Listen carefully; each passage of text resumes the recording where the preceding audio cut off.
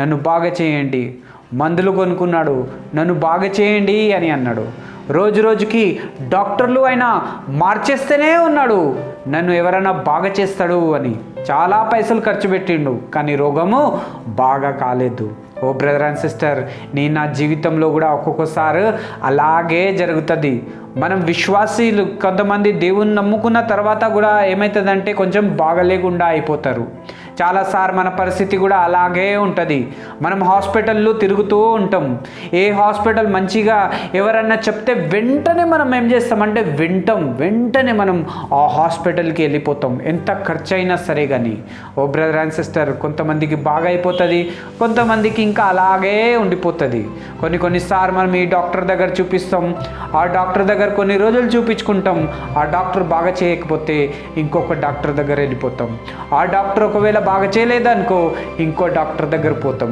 ఇంకొక డాక్టర్ కూడా బాగా చేయలేదనుకో ఇంకా మనం వెతుకుతాం, ఏ డాక్టర్ అయినా బాగున్నారా ఆ డాక్టర్ దగ్గర పోతాము అని. మన ఇంటి చుట్టూ పక్క వాళ్ళు కూడా మనకి డాక్టర్ల గురించి చాలా సలహాలు ఇస్తారు.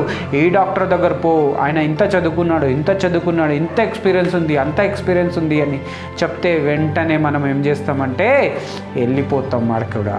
ఓ బ్రదర్ అండ్ సిస్టర్, ఒక్కొక్కసారి పైసలు లేకున్నా కూడా మనం ఏం చేస్తాం, అప్పన చేసి ఆ డాక్టర్కి చూపించుకోవడానికి వెళ్ళిపోతాం. ఎందుకంటే రోగం మనది ఎంత పెరిగిపోతుందంటే త్వరగా నేను బాగైతే బాగుంటుంది అని మనము కోరుకుంటాం.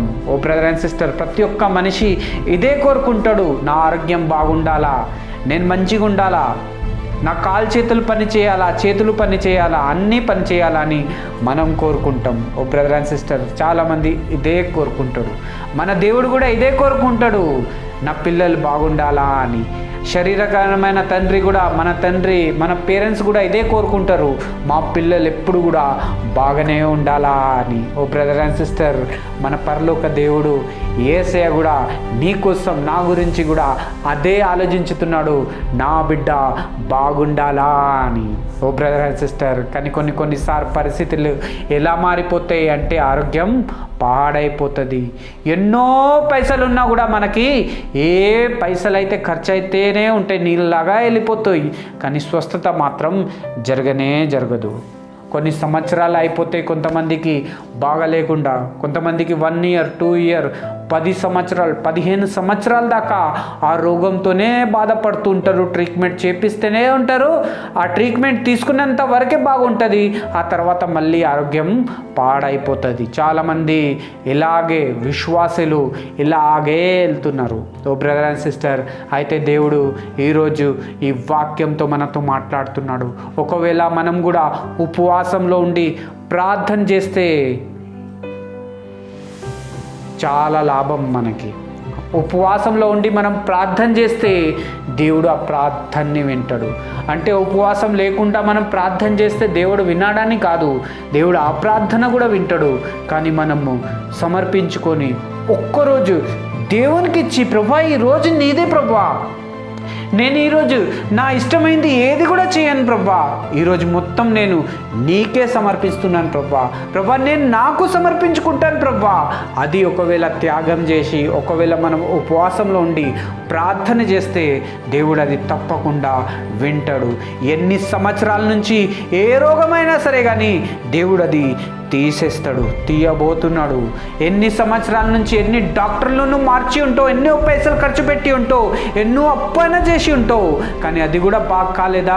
ఉపవాసం ఉండి ప్రార్థన చేయి. ఎప్పుడైతే మనం ఉపవాసం ఉండి ప్రార్థన చేస్తామో దేవుడు అది వెంటనే వింటాడు, జవాబు కూడా ఇస్తాడు. ఓ బ్రదర్ అండ్ సిస్టర్, ఇక్కడ మనం చూస్తున్నాం హిజ్కియా రాజు గురించి మనం ఇంతవరకు చూసినాం. హిజ్కియా రాజు ఒక రాజు. డబ్బు ఏం తక్కువ లేదు, డబ్బుకి కొదవలేదు ఆయన దగ్గర, అన్నీ ఉన్నాయి ఆయన దగ్గర. మంచి బట్టలు ఉన్నాయి, ఆహారం ఉంది తినడానికి, చుట్టంతా ఆయనకి సెక్యూరిటీ గార్డులు, సిపాయిలు ఉన్నారు, ఏం కొదవలేదు ఆయనకి. కానీ ఏం బాగలేదు? రోగం ఉంది, శరీరం బాగలేదు. ఓ బ్రదర్ అండ్ సిస్టర్, కొన్నిసార్లు మన జీవితంలో కూడా అన్నీ మనకుంటాయి, కానీ ఏముండదు, ఆరోగ్యం బాగుండదు. హిజ్కియాకు కూడా అలాగే జరిగింది. హిజ్కియా కూడా బాగలేకుండా అయిపోయినాడు. అన్నీ ఉన్నాయి కానీ ఆరోగ్యమే లేదు. ఓ బ్రదర్ అండ్ సిస్టర్, ప్రవక్త వచ్చిండు. ప్రవక్త వచ్చి అన్నాడు, నువ్వు ఇక చనిపోతావు, ఏ డాక్టర్ కూడా నిన్ను బాగా చేయలేడు, ఇక నువ్వు ఉండవు ఈ లోకంలో. వెంటనే నువ్వు నీ ఇంటి వాళ్ళని పిలుచుకో, వెంటనే నీ పిల్లల్ని పిలుచుకొని లాస్ట్ టైం ఇక వాళ్ళతో మాట్లాడేసుకో అని హిజ్కియా రాజుకు అంటున్నాడు. ఓ బ్రదర్ అండ్ సిస్టర్, ఎంతో బాధ అనిపిస్తుంది కదా. ఒక రోగంతో ఉన్న వ్యక్తికి ఒకవేళ ఒక వ్యక్తి వచ్చి చెప్తే ఈరోజు నువ్వు బతకవు, చనిపోతావు అంటే ఆ మాట వినగానే ఆయన సగం చనిపోతాడు. కొంతమంది అయితే ఆడనే హార్ట్ అటాక్ వచ్చి చనిపోతారు, ఎందుకంటే ఆ మాటయే అలాంటిది. ఓ బ్రదర్ అండ్ సిస్టర్, మనతో కూడా కొన్నిసార్లు అలాగే జరుగుతుంది. మనకి చిన్న రోగం ఉందనుకో, రిపోర్ట్స్ చూసి డాక్టర్ ఇది ఉంది అని చెప్పగానే ఇంకా 5-6 రోగాలు ఇంకా మనలో బాడీలో పుడతాయి. ఎందుకంటే భయంతో ఆ రోగం మనకి వచ్చేస్తుంది. ఓ బ్రదర్ అండ్ సిస్టర్, ముందు దేవుని పిల్లలు వదిలేయాల్సింది ఏంటంటే భయం వదిలేయాలా.